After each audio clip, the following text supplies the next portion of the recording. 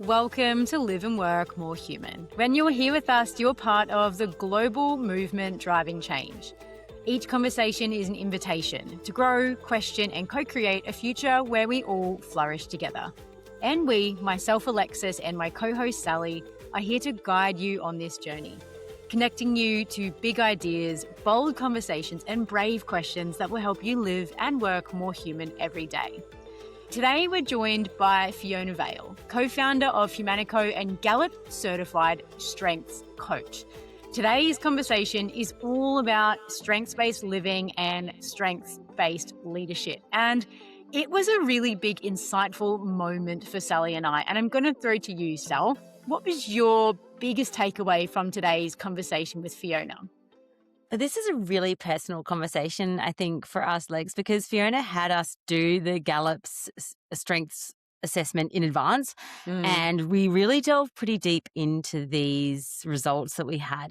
For me, there were some really key moments that stood out, but I think to sort of summarize it, it was really the centrality of our humanity in our work and how we tend to think about our careers in terms of like the roles that we've had, the companies we've worked for. But Fiona really helped us bring it back to who we are as humans and how important that is to our careers, to our lives more broadly.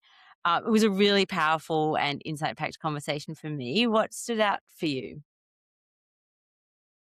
I found it really interesting that each of us had come from very different backgrounds, but we actually had this common thread that we'd felt very misunderstood or unseen or had struggled at previous points in our career to understand ourselves.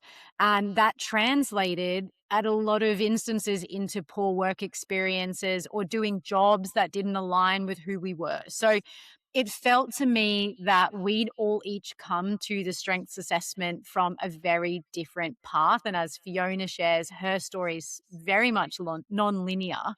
However, the strengths felt like a moment of uncovering sort of a deeper truth about ourselves and an opportunity to really connect more intentionally with who we are. And as a result of that, align that to some of the work we want to do, but also how that shows up in our relationships. And, you know, Sally, you and I got to go quite deeply into our relationship as colleagues, but also as friends. And it feels very illuminating to and very affirming to have these strengths profiles presented back to you because they are a mirror. And it just is so helpful to have that depth of self-knowledge that you can then take forward with you into your life. Absolutely. Like I think we both did this assessment just a couple of days ago. We've had this beautiful conversation with Fee to really unpack it. And I think there are just so many aha moments alive for us in this conversation and for us going forward. So I think without further ado, let's delve in. Before we dive into the full episode, here's a quick message from our podcast partners. AI sped things up, but it also made work harder to see. There's an invisible workload, hidden friction, and capability gaps that don't show up until it's too late. And when you can't see it, you can't manage or fix it. Humanico gives you a live, organisation-wide view of how work is actually happening, connecting skills, strengths, and real team dynamics in one place. So you can spot risk earlier, unlock performance faster, and make decisions that actually hold up in the real world. Humanico. Clarity that drives performance. Visit www.humanico.co, that's humanico.co/live and work more human. Welcome to the Live and Work More Human podcast. Fiona Vale, it is so lovely to have you here with us today. And we'd like to start at the beginning. Can you give us some backstory into your founder's journey, founding your company, Humanico? Yeah, I'd love to. And thank you for having me on. A huge fan of the show. It's lovely to be here. My backstory, wow, okay. So it's totally non-linear, which I kind of love, but it's also hopefully relatable to a lot of your audience as well.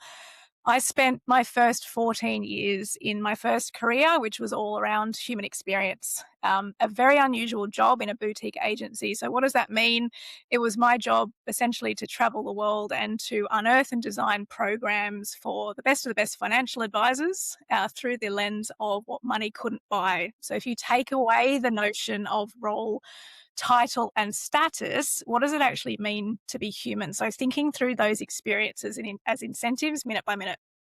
Loved it, traveled the world, but then, as a lot of other women do, made the decision to start a family, which was fantastic, took some time out, retrained in graphic design, which led me into brand and brand strategy, which was an itch that I always needed to scratch. But when the time came to go back to proper work, I swiftly realized that career, the only real career that I had known, didn't have space for me anymore. So, with 2 young kids and a shift working husband, it really needed a 24/7 approach to it. And I was lost. I was completely lost. And it was a really pivotal point for me. I didn't know who I was. I was applying for jobs and getting knocked back. I lost my identity, and it took a little while. And I knew that I wanted to work with humans. I have a deeply curious passion about people. And as part of that journey, I had to pivot to an entirely new career, and I took a number of notches down the ladder, landing in a completely new world. And through that process, I landed in a new environment, a completely new industry, but it felt like it was so foreign, and there was just no way to share with people. I would be asked to do things, and I'm like, well, I've done that before. And they'd say, well, that's not how we do it around here, or there's a different way that we do it here. And I just kept thinking, this is absolutely nuts. I've got all of this experience. Why isn't there a way to actually surface this transferable aptitude?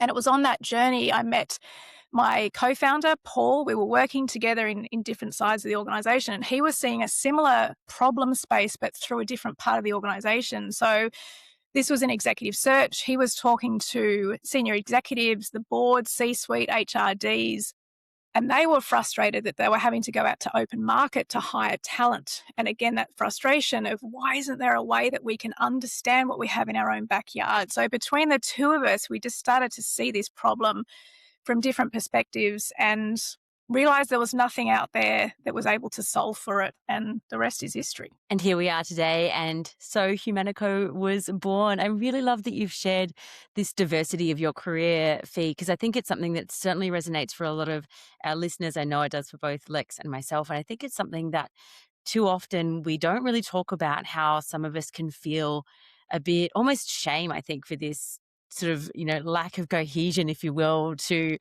what we've done, how we've got to where we are now. But I think there's so much richness to these diverse experiences and being able to weave them together almost like a tapestry. Because I can imagine now the work that you're doing at Humanico and what you're forming is really informed by all of these different experiences and almost contingent on the diversity of your career so far.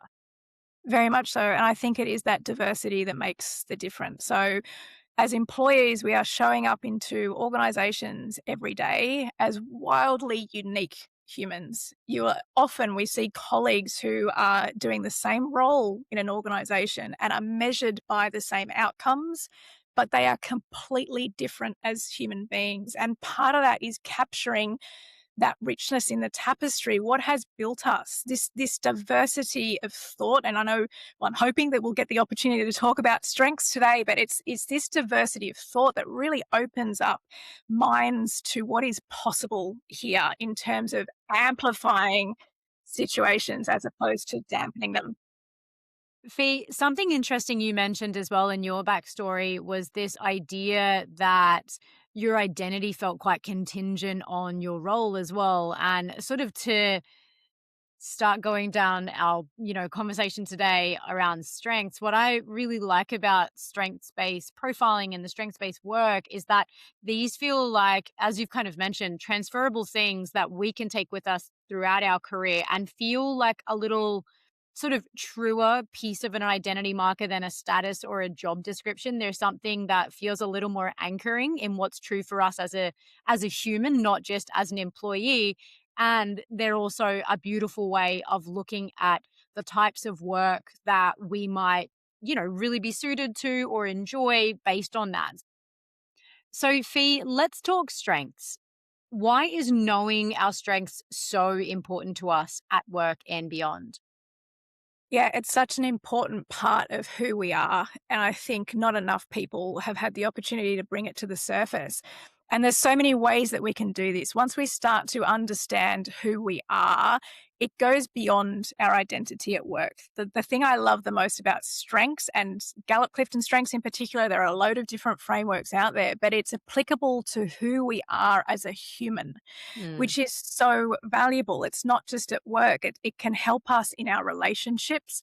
It can help us in our role in the community. It can certainly help us parent in a slightly more aware way as well. The benefits there are so many people around the world that have that are using their strengths. Again, I reference Clifton Strengths. There are 37 million people who have had a chance to do this assessment. So when we start to look at being able to leverage the data and the benefits and the insights, it's not just some little test that someone made up in a back garage. It's so well underpinned with science and depth in research that we really mm, can rely on it. It's a simple framework. Any strengths assessment will provide you with a really simple framework. It's so accessible and it's just that common language. mm, If we come back to that notion of identity, one exercise, and I've found this with a lot working with women in tech, there's a couple of different groups that I'm part of and I coach and mentor through. And often it's just this loss of identity. It's not actually mm, understanding who I am. So there is a whole exercise that I will take people through, which is literally an I am statement. And you just keep going through I am, I am, I am. And invariably, to your point earlier, Alexis, it's usually starts with being tied to my role. People will tend to introduce themselves by what they do, not who they are. And I love to challenge people to pull that back and say, well, actually, who are you as a human? Who are you at your core? And it's such a privilege to actually be able to find that time and space to reflect back into who we are, not how we're defined by our role within an organization. Wouldn't it be amazing if at dinner parties, rather than saying, what do you do, we asked, who are you as a human? Yeah, and it's just not that radical as a concept. Like I have learnt a lot about myself on this journey, but who I am at my core is a curious explorer.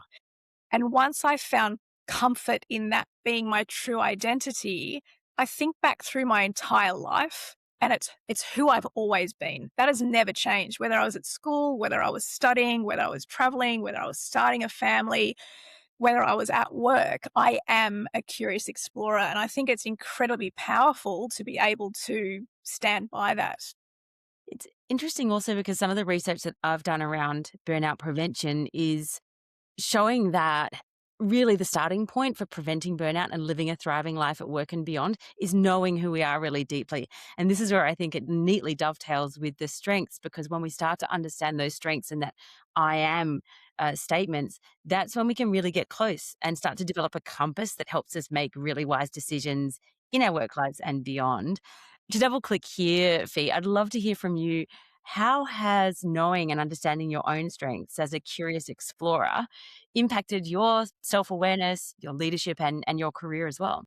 It's a great question. I think for me, I'm driven by experience. I always have been. So I live by the quote, the Mary Angelou quote: people will forget what you do, they'll forget what you say, but people will never forget how you make them feel. So for me, doing the assessment for the first time made me feel seen and it made me feel heard, and it made me understand why I see the world the way that I do. It helped me to understand that I'm completely unique, but also to understand that that's okay. So a couple of specific concrete examples. I was very often told in my early career that I needed to speak up more in meetings. Fiona, you need to participate more in meetings. And at the time, I was thinking, yep, absolutely, you're right. That's exactly what I need to do. I need to contribute more. But by taking this assessment and understanding who I am and that I'm so strategic, I understand that actually listening is my superpower. And when we're in that meeting, to get the best out of me, let me absorb all that information. I'm very quickly processing it. I'm sorting it out. I'm seeing the patterns. I'm discarding what's not relevant. I'm formulating a couple of possibilities and outcomes, and I'll have that too by the time you get back at your desk. So all of a sudden, by understanding that that's who I am and acknowledging that that's okay, and being able to have a language to underpin that means that I can communicate my value and my worth. And I think that's such an incredibly powerful thing for a human to have. As an employee, obviously, leadership, again, being able to learn more about yourself as a leader and apply that to the people that you are leading. But it has to start with understanding who you are. Another really quick example there is I have achiever and also maximizer in my top 10 themes of talent. And I realized that for my whole life up until that point, those two themes of talent would collude and they would show up as perfectionism.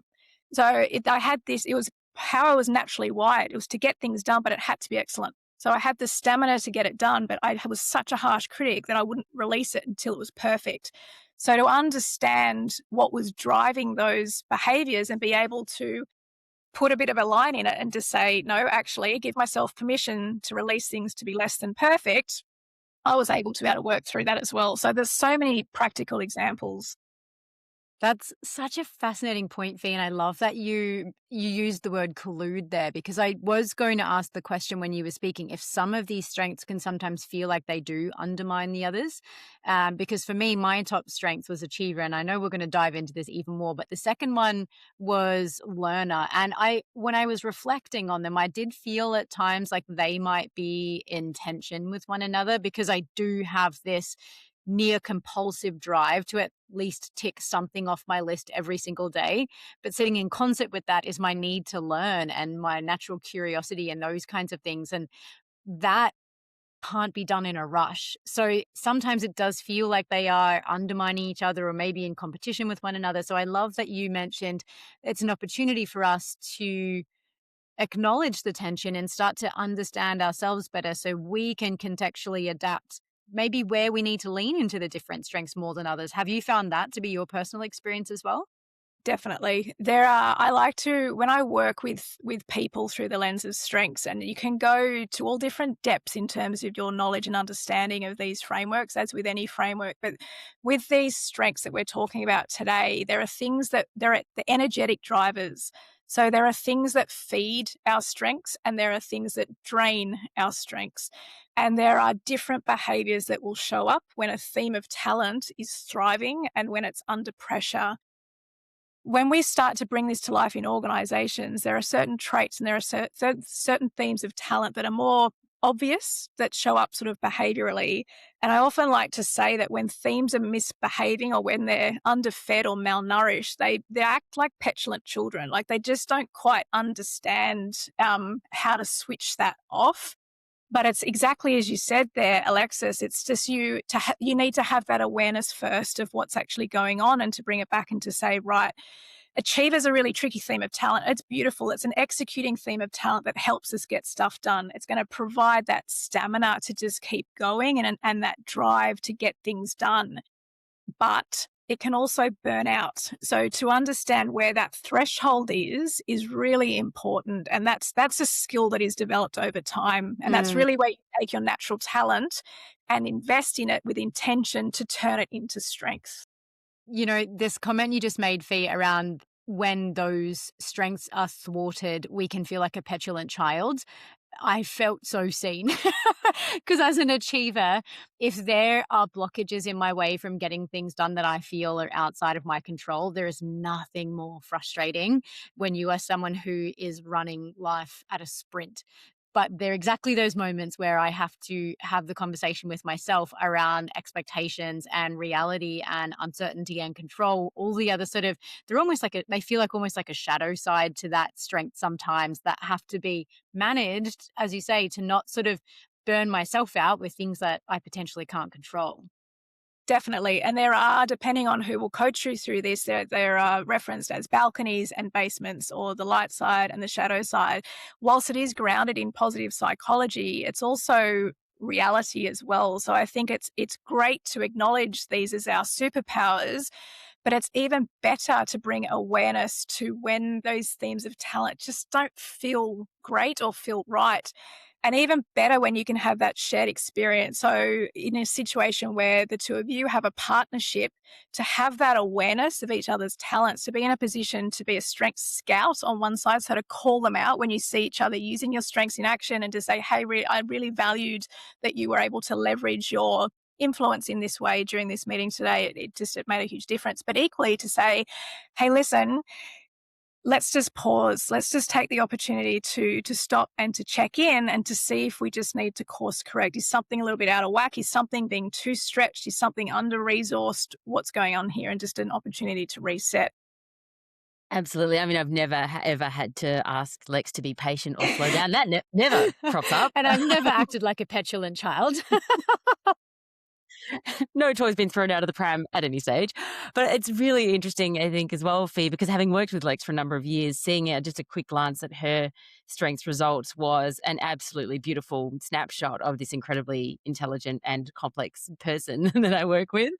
And I think it's also, I know we'll delve into both of our results shortly, but I'd love to hear a little bit more from you about what your response was to sort of learning your strengths, and perhaps if there was something that really has surprised you, perhaps at the time of learning about it or over time, how that's manifested. I cried. That's how it affected me when I got my results. Now I'm a beautifully emotional human and I'm an empath, but that was really surprising to me. And I think there's a couple of key points that underpinned it, and it feeds into Humanico and the work that we're doing. But I was genuinely surprised at how accurate it was. It felt like all of a sudden I had a language to articulate how I felt and perhaps hadn't ever had a way to express that. The other massive aha moment for me was truly, and this sounds ridiculous, but it was how I felt when I did the assessment, realizing that not everyone sees the world the way that I do. That was profound. There were some serious moments in my career where I was very, very frustrated with a colleague or a situation. And I can understand now upon reflection that it's purely because I see the world in a very, very specific way. And I was dealing with other people who didn't see it the same way that I did. But also the third point was really understanding that what energizes me might drain someone else. So that was a big part of it. And I think the reason that I even came across the strengths assessment in the first instance was Paul, my co-founder, had a very, very different backstory. He'd had a full career, senior exec, partner in an exec firm, had been through pretty much every kind of profiling assessment tool that you could imagine. And I hadn't. I'd worked in small business through a totally different journey through my career, and I hadn't had that same opportunity. So it was my job to assess the assessments. And if anyone out there has done any kind of profiling assessment before, so many of them put you in a box. And again, I learned through this process that I don't like to be put in a box. Don't you tell me what I can't do. I will break out of it. That's also part of this. And a lot of assessments will look at you today and say, well, that's great, Fiona. You're wired this way, this way, this way. And here's how you can change and improve. And this particular, the CliftonStrengths assessment, was delivered in a narrative. So it read like the story of my life and who I was. I could reflect back and go, OMG, this is why my school report cards were always talking about me and my daydreaming and being off with the fairies. My number one theme of talent is futuristic. I can't help it. I live in the future. And all of a sudden I understood what that actually meant. So it was a story of my life. It's so practical. It's so tangible. There are flip sides to the equation. But yeah, it was a really profound, so much so that I thought, if I'm feeling like this, someone else must do as well. And I immediately enrolled to become a qualified coach. And that was a long time ago now, but it's just a joy and a privilege to be able to unlock this for other people, to say, you are who you are, and that's okay. That's the whole premise here. That is such a fascinating story, Fee, and I'm very grateful that you shared it, because I do feel so many of us, and what's so beautiful about the strengths assessment is there are 34. So the idea that we're all this wild mix of all of these different things almost feels like permission to start utilizing them and leaning into them in a way that feels true for us. Because I think certainly, I mean, I'll say as an achiever, as my top strength, because I am so action orientated, I have spent a lot of my career struggling with people who don't work in the way that I work. But then because I've spent a lot of time in leadership positions, that then can create, almost discord if I allow it to in my team. So it's also a good reminder for all of us to think, well, there's so many varying combinations of human beings that we may be working with, and we need to sort of take some time to understand that and utilize that, not just for ourselves but for others as well. So I love that about your journey as well, and how that felt like a coming home almost for you and to yourself. Yeah. And I think just on that with the stats, it's fascinating. You make such a good point. Through this lens, there are 34 themes of talent that we all have, just in a slightly different order. Yeah. And you really wouldn't think that there's that many combinations and permutations, but the chance of having the same top 5 strengths as another person in the same order is 1 in 34 million. So to acknowledge, and the way that those themes show up, the different combinations in the different orders on a different day, we are so unbelievably unique. And without that awareness of who we are and who the others are around us, it's no wonder that there are these moments in our days, in our lives, at home, at work. We spend so much time at work where you might just become so frustrated. And it's really just down to that lack of visibility or lack of understanding of how someone else is seeing a situation as to how you're seeing a situation. And I can see, even just looking at my strengths for the last couple of days since each of us have done the assessment, it's already given me some really clear insight into moments myself where in the past I've been frustrated, or I haven't understood why something has glitched, or a communication hasn't sort of landed the way that I had intended. Even in the past couple of days, immediately upon reading it, I could see, oh my goodness, that's because between ideation and input and intellection, some of my strengths, that's how I'm seeing the world, but it's not how others are. And I think that's a really powerful component of it as well, giving us this real depth of understanding, and perhaps potential also to not only improve our empathy, but to improve our capacity to lead and interact. And as you said, not just at work, but also in our relationships far beyond. Definitely. And I think it's a rabbit hole, especially for anyone who has done the assessment and has learner anywhere in there, or intellection, or has this natural curiosity to just follow that rabbit down the hole. And once you start to understand it, you'll see it more and more. And I know the two of you have literally just done the assessment. You're still working through your results. We will talk about that shortly, but it's such a powerful awakening, and also a good reminder that we are all different. And I think there's a beautiful sensitivity about being human, acknowledging that everyone sees things in a slightly different way.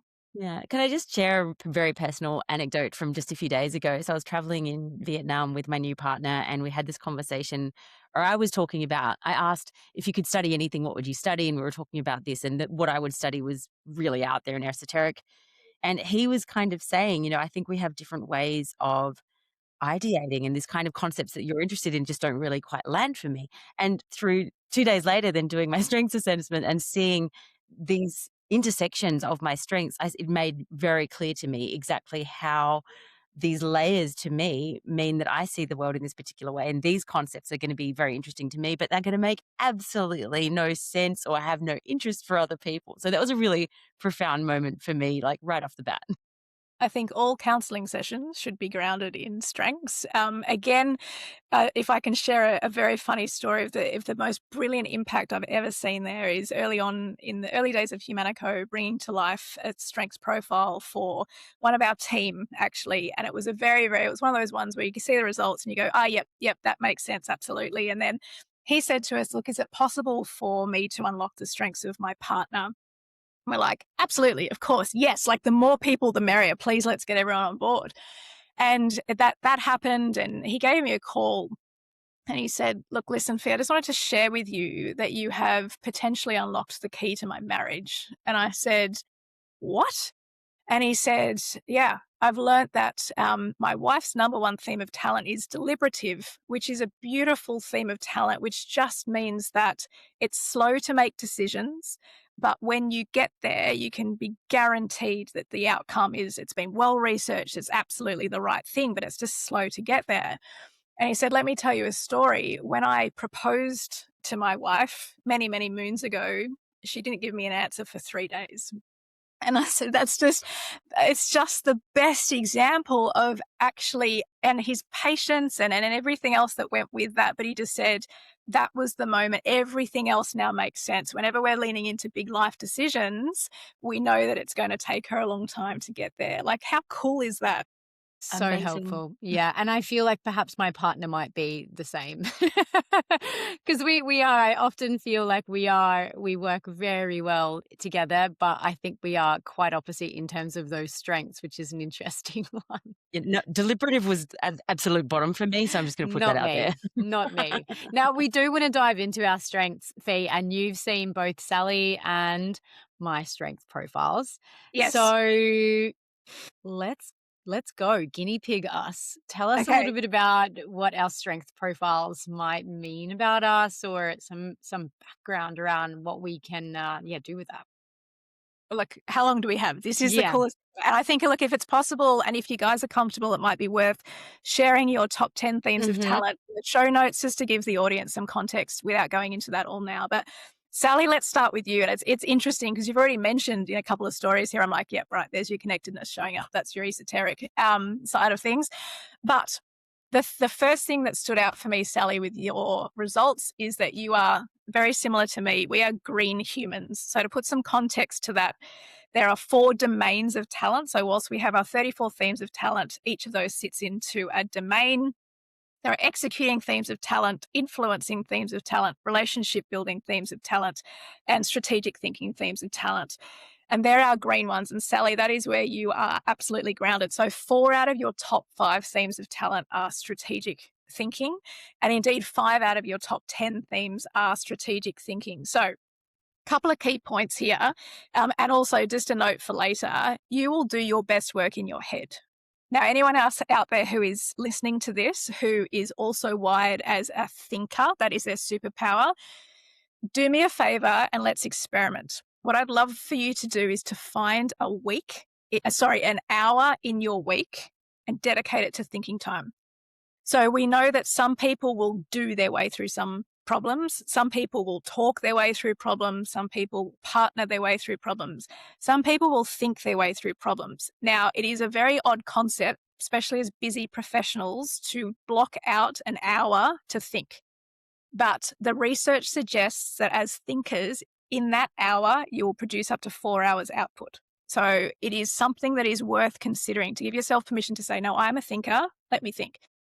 Back to your profile. So you are such a strong ideas person, and you've already kind of brought this to the surface. So your ideation, strategic, your intellection, it will often show up as seeing these connections, having patterns in data, lots of thoughts, lots of insights.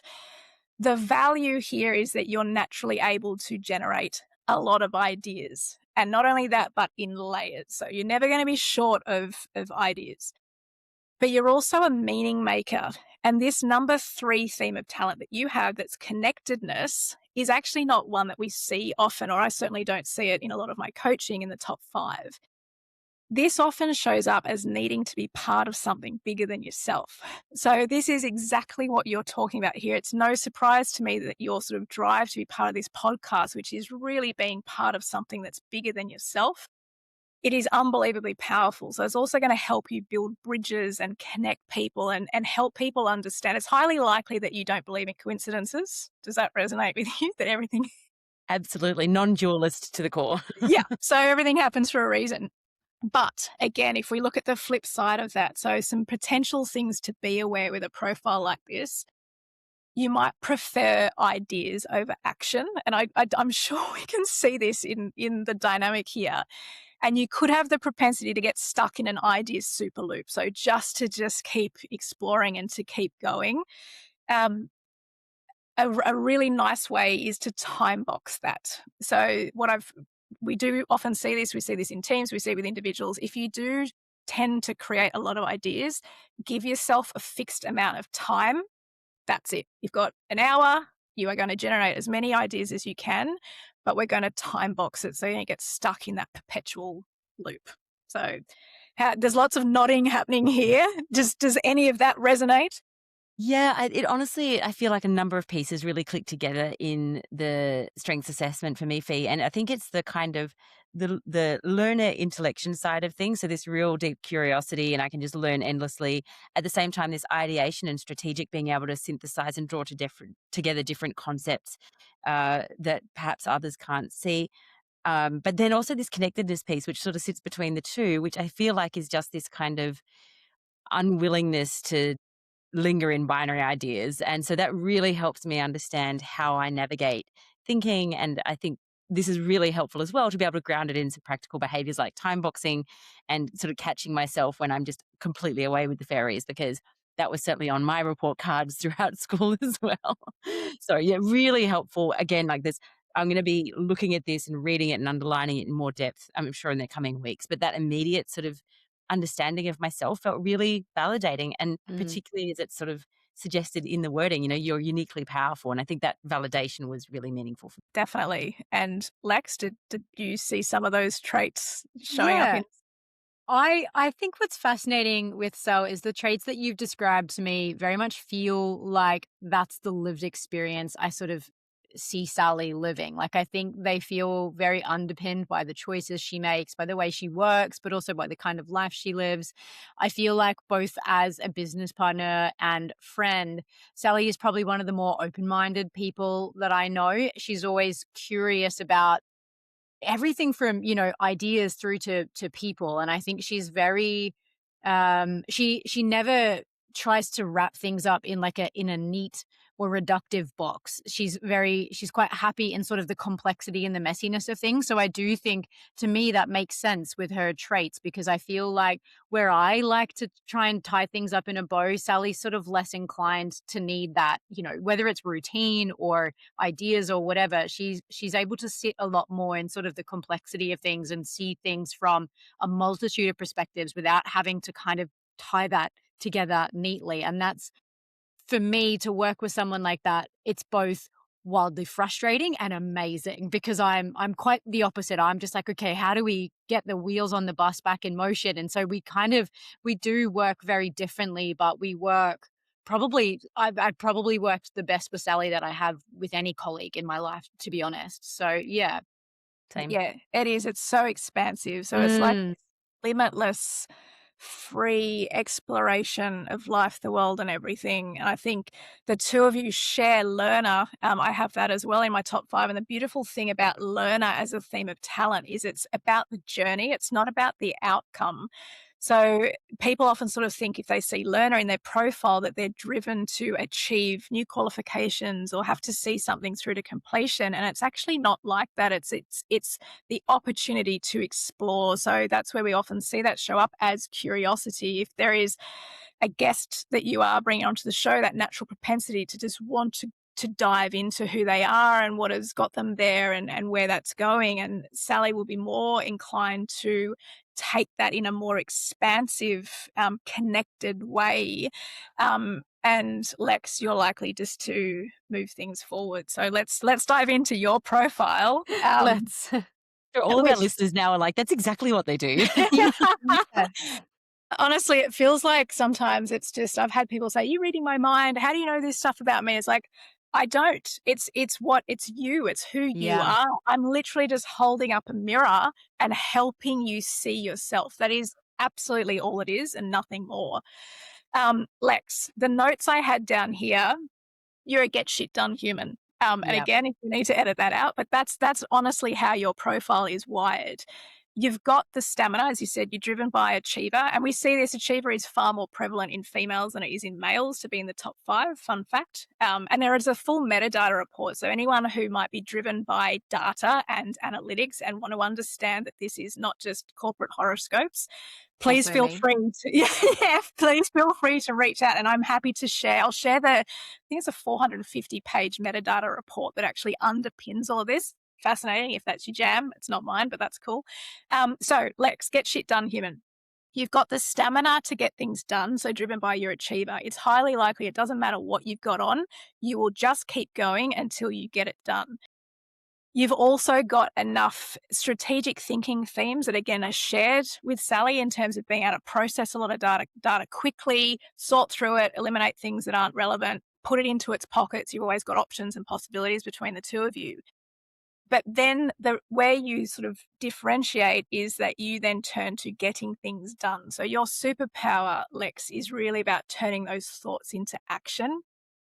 But beyond that, so we often see people who have activator, which is, it's one of the most visible strengths. So activator will often show up with people in board meetings in particular, who will be like 10 minutes into the meeting and they're tapping their fingers on the desk or they're spinning a pin around. It's just like they've got everything that they need. It's just like, are we done? Like they'll literally mentally check out and they'll be like, can we just get on with it and turn these thoughts into action? So it's a really visible behavior.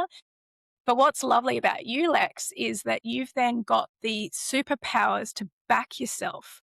So often we see people who might jump the gun and just want to get things going, but you have these beautiful superpowers to back yourself in those decisions. So command the notion of self-assurance, which is just going to give you that gut-driven instinct and belief that you can get stuff done. So you don't slow things down by second guessing things. You're just like, you know what, we're just going to get going and this is the direction that we're heading in. So it's this balance between action orientation and also decisive leadership that is always going to keep things going. What's interesting here is I imagine that it's and again, it could be a question for Sally as opposed to Alexis. It feels like, Lex, that you are comfortable in taking the lead and making the calls.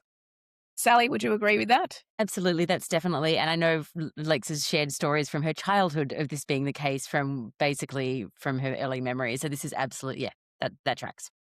But it's also a potential cause of massive frustration. So until you understand and can really appreciate that not everyone else is wired that way, one of the biggest challenges for people that are wired like this can just be this frustration that either people are moving too slowly or that they're just not getting on board, or really it's just this potential point to be in of doing over reflecting. So again, if I was to set you one task, Lex, if we've given Sal an hour in her week to give herself permission to think, I would love for you to allow yourself an hour in the week to reflect, because you might have this natural propensity with this momentum that everything just keeps moving forward. And for people like that, again, it's a beautiful trait to have, but it's much, much harder to intentionally reflect and to really dedicate that time to look back on how far you've come or just how much you've achieved. And as a high achiever as well, the output's there, but unless you intentionally take the time to reflect, you're potentially going to miss it. I could not agree with that more. And it's a really interesting thing, Fee, because I think as I've gotten older, I have noticed how it almost feels like a coalescence of some of these things, like achiever, activator, command, and self-assurance. When those things come together, it kind of creates the perfect shitstorm of impatience and arrogance for me when it's on the shadow side, I must say. Yeah. And inability to slow the roll, like especially in my early career, it was like, let's go, like this should have been done yesterday. And that's been a really big challenge in my career, and especially as a leader, is to see and understand that I run at a sprint, and that is just not how everyone else operates. And Sally, I know you have been probably on the receiving end of that, but it's definitely something I've tried to sort of look at more how I manage that, so it's not impulsive either, so that decisions and the right next step is considered rather than just a step. Just to back that, I think my experience working with you for years now, Lex, is even when we started working together, you were already very cognizant of that tendency, and I think very much processing that a lot yourself. And as much as I could sense at times that there's that kind of tension of sort of really wanting the action to sort of flow forward, you do an incredible job of, I think, managing that in yourself, which is what makes you a really great colleague and leader today. And it's interesting, I think, that I've probably subconsciously often sort of had the moment of thinking, I'll get back to you. I'll make sure that I'm keeping things moving because that's how Lex works, but also making sure that I'm not being untrue to myself in that process as well. And I think that's helped me sort of stretch some of my, my comfort zone as well. And I've learned a lot from that. And I think that's a really nice way that we can we work together quite cohesively as well. But honestly, kudos to your self-awareness. It's really, because there's a lot of people who are out there just pulling and trying to shop. Totally. And, Fee, like as Sally just mentioned, something that's really interesting is my sort of very decisiveness sometimes on the border of impulsiveness, and Sally's sort of need for more deliberation before doing that.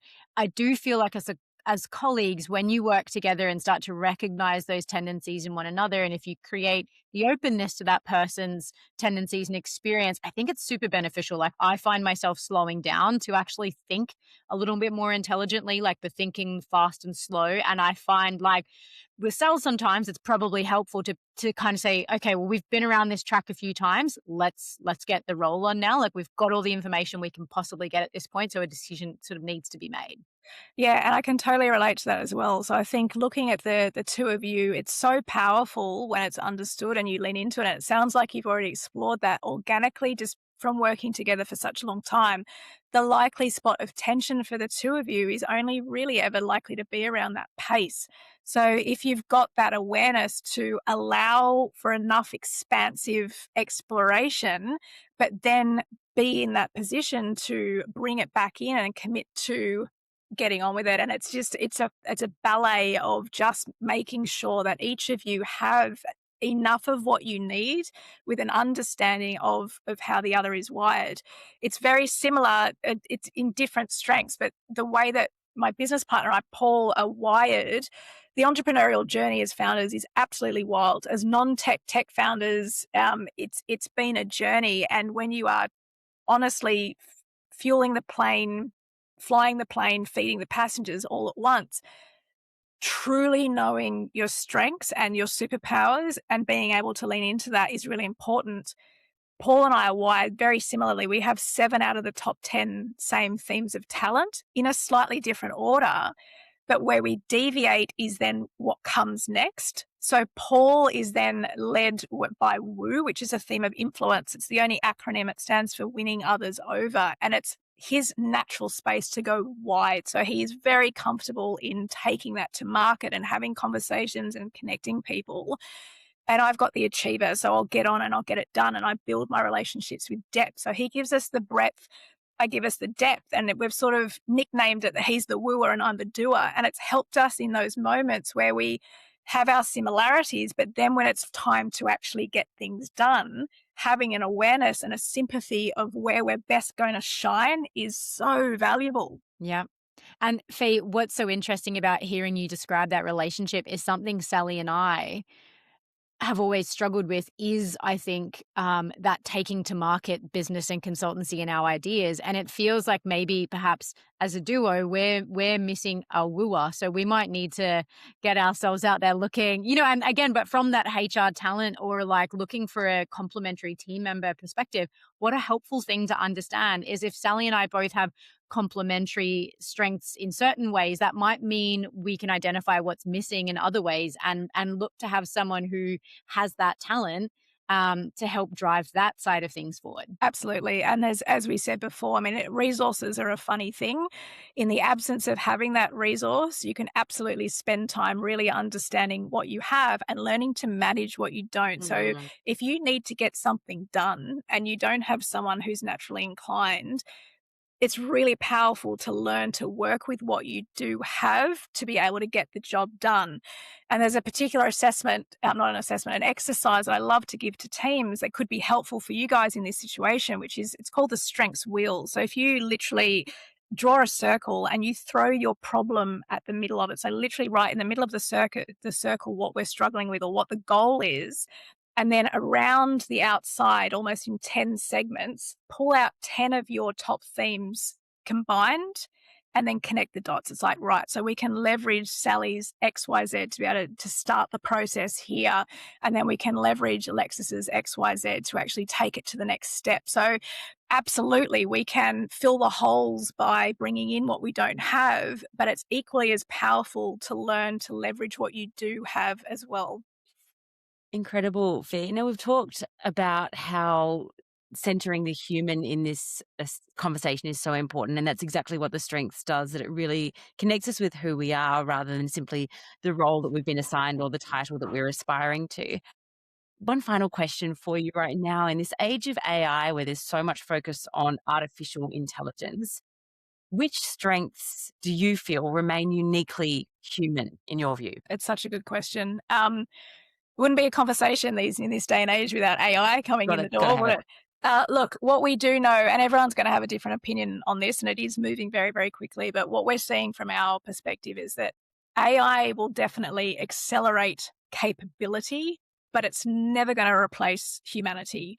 So from our perspective and what we're doing at Humanico is really making sure that the whole of a human can be surfaced and can be visible, and that a human can be understood, so we can leverage these critically human elements that are going to be just as important, if not more important, to be complementary and compatible into this world of AI. So I think if we think through the lens of AI making strengths more important, not less important, and focusing on the human side of things, the differentiator isn't information anymore. It's actually judgment, and it's critical thinking, and it's empathy, and it's context, and it's connection, and it's these wildly human concepts that are going to make the outcomes more desirable. The World Economic Forum released its paper, I think it was the Top Skills of the Future report. So it started to map what we're looking at from 2025 to 2030,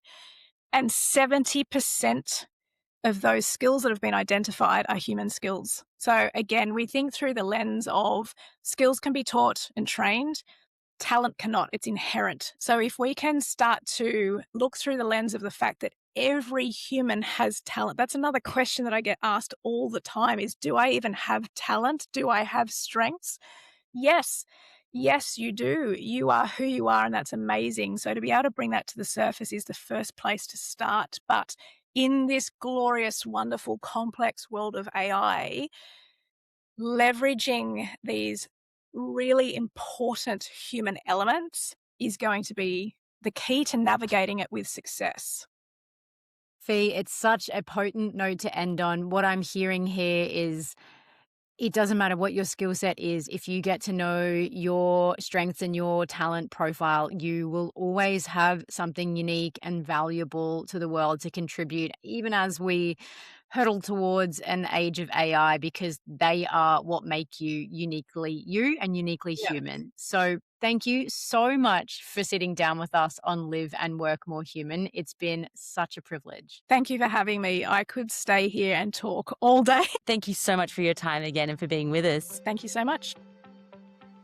Thanks so much for being with us at Live and Work More Human. You can learn more in our show notes or visit liveandworkmorehuman.com. We'll see you next time.